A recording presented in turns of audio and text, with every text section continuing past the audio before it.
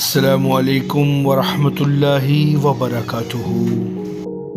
حضرت صالح کی اونٹنی کا واقعہ۔ جب عرب میں قوم سمود کا ڈنکا بجتا تھا، یہ لوگ زیادہ تر کھیتی باڑی کرتے تھے۔ اللہ تعالیٰ نے ان کو زمین بڑی زرخیز عطا کی تھی، مٹی میں بڑی طاقت تھی، فصل خوب ہوتی تھی، پانی بھی بہت تھا، لوگوں نے کنویں کھودے ہوئے تھے۔ دراصل یہ اپنے وقت کے بہترین انجینئر تھے۔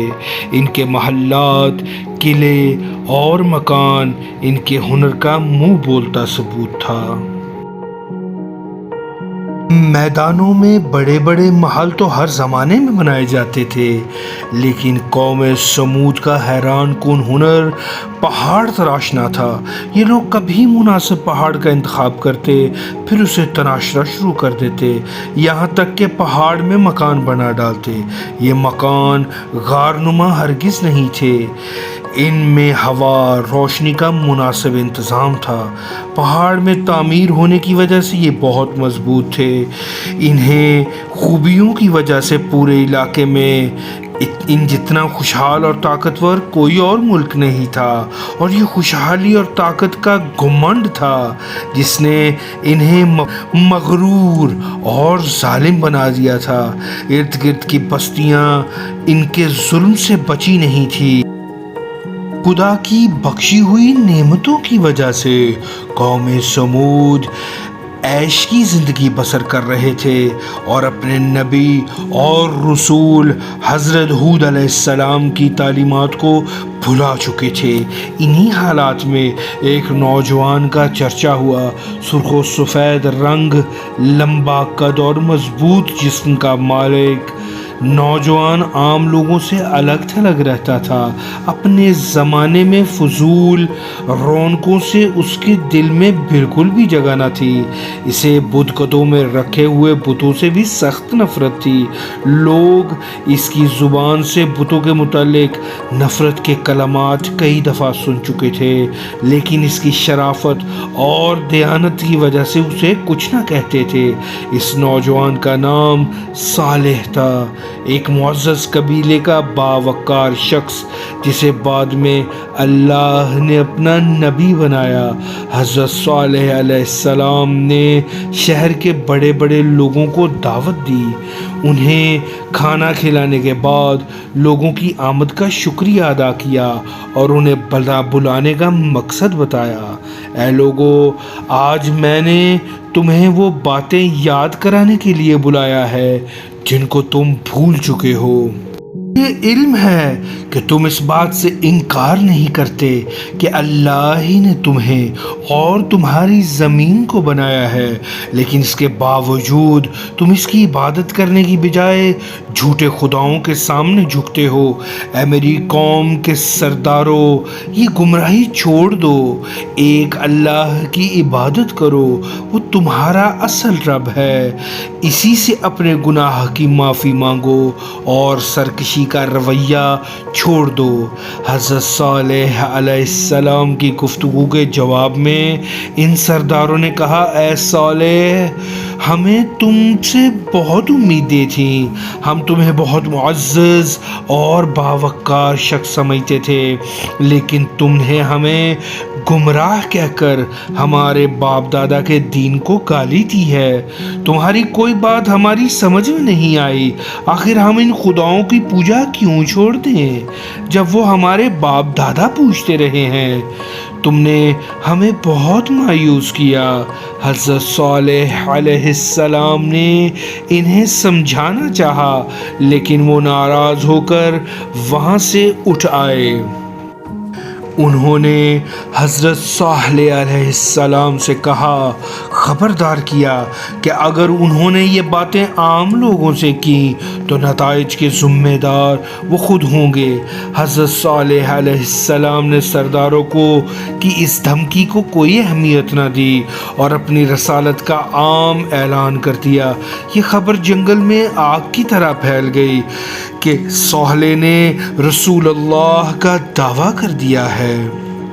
انہوں نے اپنی قوم کو بتایا کہ وہ حضرت نوح اور ہود کی طرح کے رسول ہیں۔ ان کا انکار کرنے پر اللہ ان پر عذاب نازل کرے گا، مگر طاقت کے غرور میں پڑے ہوئے سرداروں اور مذہبی لیڈروں نے لوگوں کو یہ کہہ کر تسلی دی کہ اگر وہ اللہ کی نافرمانی کر رہے ہوتے اور گناہ کی زندگی بسر کر رہے ہوتے تو اللہ انہیں پورے عرب میں اتنی عزت نہ دیتا، ان کی زمینوں کو اتنا سرسبز نہ بناتا اور ان کے پہاڑوں کو تراشے ہوئے مکان اتنے عمدہ نہ ہوتے۔ بت خانوں کے مالک یعنی کاہن کہتے، اے لوگو خود سوچو، جو ہاتھ گناہ گار ہوں ان ہاتھوں پر اللہ یہ ہنر کیوں پیدا کرے گا کہ جن کی وجہ سے وہ پوری دنیا میں معزز بن جائے۔ کچھ جھوٹے دانشور کہنے لگے کہ دراصل اس صالح کا علیحدہ اور تنہا رہنے کی وجہ سے نعوذ باللہ ذہنی توازن بگڑ گیا ہے، اس لیے یہ اپنے باپ داداؤں کو گمراہ قرار دے کر ایسی بہکی باتیں کر رہا ہے۔ کچھ زیادہ ہمدردی جتانے والے تو کہتے بیچارہ صالح پر کسی بدروح کا سایہ پڑ گیا ہے، بعض تو یہ کہنے سے بھی باز نہ آئے کہ صالح جادوگر ہو گیا ہے۔ کچھ سردار کہتے ہیں ہمیں یقین ہے کہ صالح نے یہ سارا چکر اس لیے چلایا ہے کہ وہ لوگوں کو بے وقوف بنا کر ان کا سردار بن جائے، وہ بہت چالاک شخص ہے۔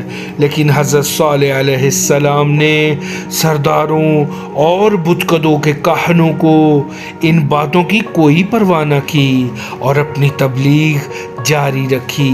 ان کی کوششوں سے کچھ لوگوں نے ایمان قبول کر لیا اور آپ رسول ہونے کا اقرار کر کے شرک اور بری باتوں سے باز آ گئے۔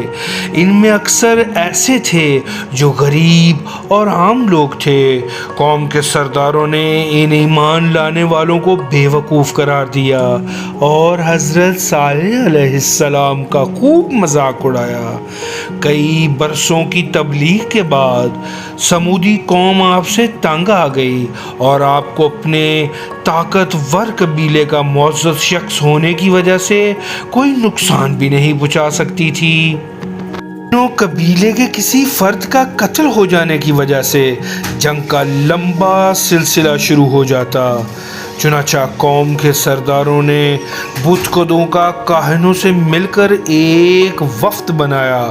یہ لوگ حضرت صالح علیہ السلام کے پاس گئے اور کہا، اے صالح، ہم تمہاری باتوں سے سخت تنگ آ گئے ہیں۔ تمہاری عذاب کی دھمکیوں نے ہمیں جینا مشکل کر دیا ہے۔ ہماری خوشحال اور رنگین زندگی کو تم نے کباب کی ہڈی کی طرح تباہ کر دیا ہے۔ اس موقع پر تم سے صاف صاف باتیں کرنا چاہتے ہیں اور وہ یہ کہ تم کوئی معجزہ دکھاؤ۔ اگر تم ایسا کر دیو گی تو ہم تم پر ایمان لے آئیں گے۔ تب ایک دن حضرت صالح علیہ السلام نے اللہ کے حکم پر ایک اونٹنی کی طرف اشارہ کرتے ہوئے کہا، یہ اونٹنی اللہ کی نشانی ہے، یہ تمہارے مطالبے پر بھیجی گئی ہے، اس لیے ایک دن یہ پانی پیے گی اور دوسرے دن تم۔ اگر اس اونٹنی کی باری کے دن تم نے کنویں سے پانی حاصل کرنے کی کوشش کی یا اس اونٹنی کو نقصان پہنچایا تو تم پر اللہ کا عذاب آ جائے گا۔ قوم کے سردار بہت ڈرے اور کچھ عرصہ تو حضرت صالح علیہ السلام کے کہنے کے مطابق اس پابندی پر عمل کرتے رہے، لیکن جلد ہی ان کا صبر ختم ہو گیا۔ انہیں اپنا پابند ہونا ایک آنکھ نہ بھایا۔ وہ اونٹنی کو اپنی چراگاہوں میں چراتا دیکھ کر سخت غصہ کھاتے۔ آخر وہ مالدار اور امیر عورتوں نے 2 آدمیوں کو تیار کیا اور انہیں اپنی دولت کا لالچ دیا اور ان سے کہا کہ وہ اللہ کی نشانی اس اونٹنی کو ہلاک کر دیں۔ یہ دو آدمی اچھی طرح جانتے تھے وہ ایک بہت ہی خوفناک کام کرنے کا ارادہ کر رہے ہیں۔ وہ پہلے تو خوف زدہ ہوئے مگر رقم کے لالچ اور دوسرے لوگوں کے کہنے پر تیار ہو گئے۔ ان آدمیوں نے منصوبہ بنایا کہ وہ اونٹنی کو اس دن ہلاک کریں گے جب اس کے پانی پینے کا دن ہوگا۔ چنانچہ اگلے ہی دن ان کو وہ کنویں کے پاس جا کر چھپ گئے۔ ان کا پروگرام یہ تھا کہ جیسے ہی اونٹنی کنویں کے قریب آئے گی وہ اس پر حملہ کر کے اسے مار دیں گے۔ انہیں زیادہ انتظار نہ کرنا پڑا۔ اونٹنی لمبے لمبے آگ بھرتی کنویں کے قریب آئی۔ دونوں ظالموں نے چپکے سے کنویں کی اوٹ سے نکلے اور اونٹنی پر حملہ کر دیا۔ ایک نے تلوار کا وار کر کے اس کی کونچیں کاٹ دیں اور دوسرے نے آگے بڑھ کر اس کی گردن پر نیزہ مارا۔ بیچاری اونٹنی زمین پر گر پڑی۔ بیچاری اونٹنی کو زمین پر تڑپتا دیکھ کر دوسرے لوگ بھی پہنچ گئے۔ یہ لوگ چھپ کر سارا نظارہ دیکھ رہے تھے۔ انہوں نے جب دیکھا کہ اونٹنی پر حملہ کر کے کچھ نہیں ہوا تو ان کا بھی حوصلہ بڑھ گیا اور وہ بھی اپنا غصہ اتارنے پہنچ گئے اور سب نے مل کر اونٹنی کو مار دیا۔ اونٹنی کو مارنے والوں کو رشوت دینے والی عورتیں بھی یہ منظر دیکھ رہی تھیں۔ ان سب نے خوشی کے نعرے لگائے اور حضرت صالح علیہ السلام کا مذاق اڑایا۔ وہ کہہ رہے تھے کہ اے صالح، ہم نے اللہ کی نشانی اونٹنی کو قتل کر دیا ہے اور ہمیں کچھ بھی نہیں ہوا۔ یہ بے وقوف لوگ نہیں جانتے تھے کہ انہوں نے اللہ کی دی ہوئی مہلت کو اپنے ہاتھوں سے ختم کر دیا۔ حضرت صالح علیہ السلام تک یہ خبر پہنچی تو آپ کی آنکھوں سے آنسو چلنے لگے۔ آپ نے فرمایا اب قوم سمود کی مہلت ختم ہو گئی۔ ان لوگوں پر اب 24 گھنٹوں میں ایسا عذاب آئے گا کہ ان کی بستیاں عبرت کا نشان بن جائیں گی۔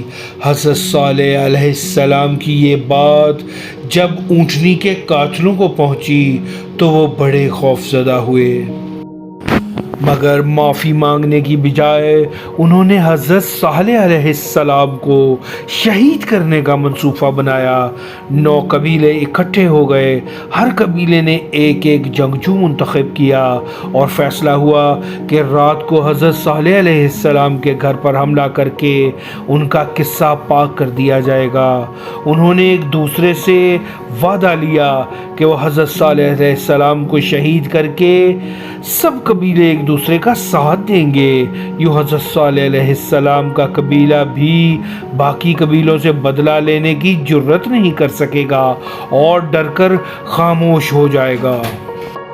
لیکن اللہ تعالیٰ نے اپنے قانون کے مطابق ان کافروں کو اپنے منصوبے پر عمل کرنے کی مہلت ہی نہ دی۔ اللہ تعالیٰ کا قانون ہے کہ اس کے رسولوں کو ان کی قوم یوں شہید نہیں کر سکتی۔ اگر قوم اس کی کوشش کرتی ہے تو اس پر عذاب آ جاتا ہے۔